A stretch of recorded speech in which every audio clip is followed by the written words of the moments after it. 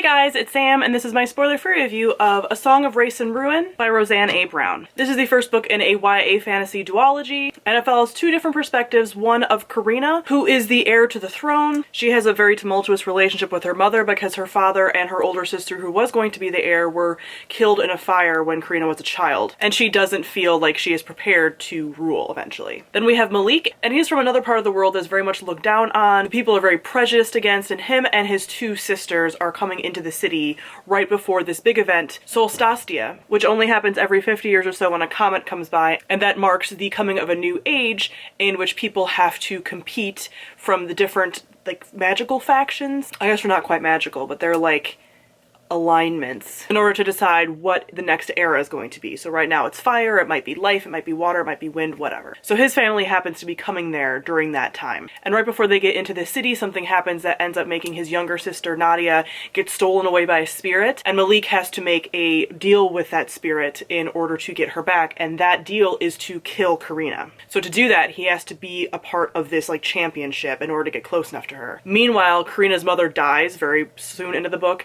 and she figures out a way that she could potentially raise her from the dead, which requires a heart of a king. So she has to use one of the champions to get a heart, potentially Malik, obviously.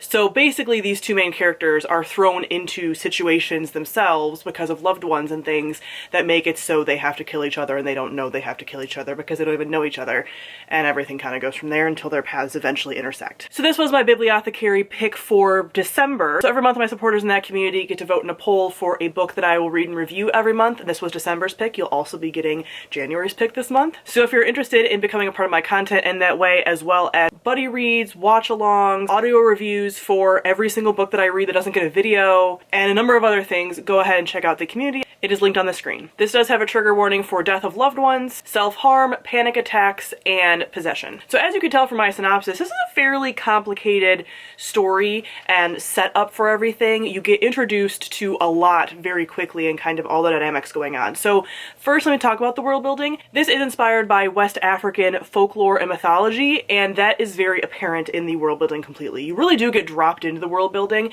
There's a lot going on. There's a lot of words that maybe if you're not used to African culture, you're not going to understand, because I certainly didn't. There's talk of the food, of the dress, of the festivals, of all of the like deities and stuff that are a part of this story, you know, different myths and different deities and different magical creatures and different kinds of magic and all of that. So this is a very, very lush world that you are very much thrown into and get to experience kind of along with Malik, I would say, because as he comes to the city, he's really experiencing a lot of this stuff as far as the culture of this big city for the first time. I will say the magic system isn't as fleshed out in this first book. I think that's going to be much more of a thing in the second book. So we get introduced to a lot of elements, but not a lot is explained. The characters don't really know a lot of what's going on, so that is a weaker element of the story. So next, let me talk about our characters. I really liked both of our main characters separately, so I'll talk about that part in a second, but separately I want to talk about them. So Karina is a stubborn, angry character, and I kind of like that about her. I've talked about before really liking, especially in YA, like kind of stubborn, impulsive characters.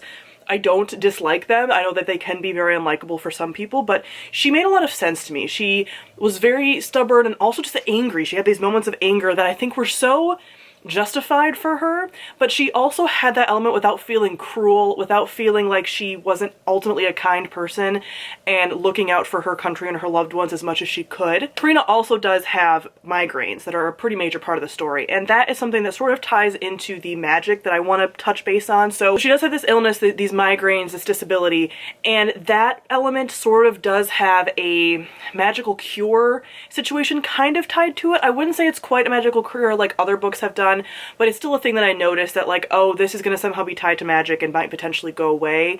So if you're not into the magical cure of like chronic conditions like that, just tread lightly. Then we have Malik, and he actually has panic attacks. He has panic disorder. So he has panic attacks. He has like hallucinations of things, which we find out aren't actually hallucinations, but those kind of trigger the panic attacks. And that is a pretty dominant part of his story as well. I also like Malik because, again, he is more of like a quiet character. He's not one of those characters that you typically see in like these competition type scenarios. Like, he's very much the underdog and is also a very kind person for all that he's been through. I will say about the anxiety, I love to see it. I love to see characters with panic attacks as somebody who also has panic attacks. And there wasn't a magical cure element to it, but this is something very specific that I noticed as someone who not only has anxiety but is a mental health professional. Towards the end of the book, the anxiety is very much part of like a central plot point that I'm not going to get into because of spoilers, but the theme there is that Malik like fights his anxiety and he has to fight his brain, and that is shown as this like strength thing.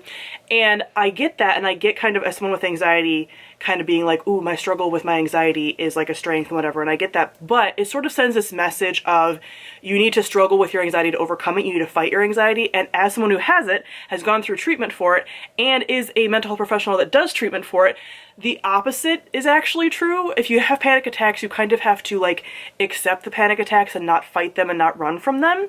So having this narrative in a story that's like fighting it and da-da-da, it's like, well, that doesn't actually work at all. So I didn't love that. I don't think everyone is going to be like sensitive to that necessarily, but that narrative around anxiety I don't like, because I'm like, that's literally, I know you're not like a mental health book, but that's not how it works. And then I will say that the characters' motivations change like pretty easily, and that was a thing that I thought was a little jarring for how long this story is. Like, we had some time to kind of develop some of those things. So especially when the characters do eventually meet, when their paths kind of intertwine, unfortunately, and this is what I feared would happen, there is sort of like an insta-love, instant connection element to it that kind of doesn't make sense. Like, it makes sense from like a story, like, yeah, you want your two main characters to maybe have sparks, but like there's no reason for them to have sparks.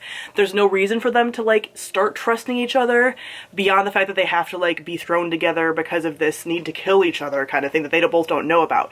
But that whole thing, it's like they don't really need to be attracted in love, whatever.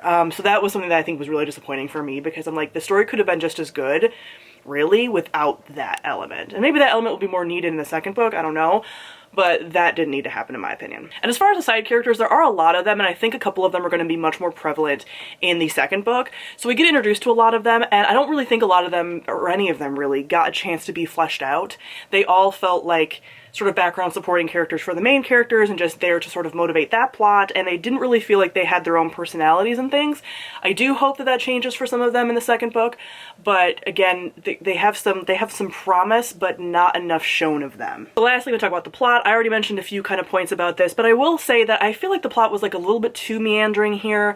It felt kind of like slow at times. There is like plenty of action stuff kind of happening, but again, this book is fairly long. I think it's like 460 pages, and I think it could have done with a little bit of editing and kind of paring down and focusing a bit more, and it would have been just a little bit better. But I really did find the ending very intriguing, not necessarily like in a plot twist way, but just kind of the direction that it's headed in for the second book. And since it is a duology, I think it will be kind of a satisfying conclusion, so I'm interested to see the direction it takes. Like I mentioned before, I think it'll be slightly more magic focused, and I think that'll be very cool. So I do plan on continuing with the series, and I gave this 3.5 out of 5 stars. So comment down below, let me know your thoughts about A Song of Wraiths and Ruin. Thank you all for watching, and I'll see all of you guys soon. Bye.